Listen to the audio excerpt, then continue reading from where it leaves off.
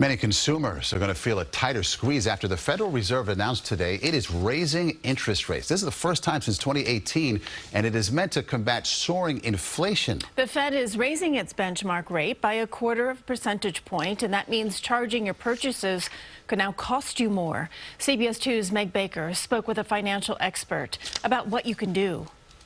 The housing market is red hot. Prices are spiraling higher and higher for cars, gas, and everyday items. In an effort to stabilize prices, the Federal Reserve raised interest rates by a quarter percentage point and signaled plans for more hikes in the coming months. The economy is very strong, and against the backdrop of an extremely tight labor market and high inflation, the committee anticipates that ongoing increases in the target range for the federal funds rate will be appropriate. With that in mind, Paul Oster, president of credit repair and management firm Better Qualified in Eatontown, New Jersey, says now is the time to pay down debt. Try debt stacking for credit cards. Focus on the card with the highest interest rate first.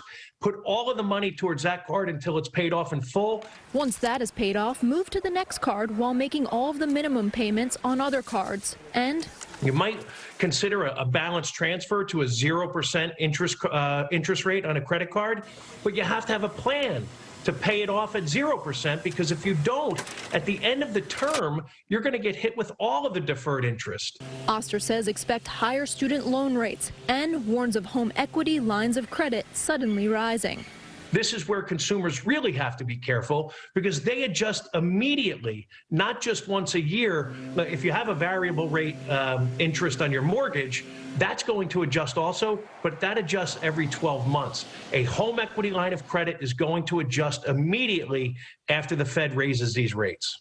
Oster suggests several ways to start saving. Put TV and music subscriptions on hold for a few months. It could save more than $100 a month. And don't go to convenience stores for 3, 6, 9 months. You would be amazed at how much money you're going to start to save.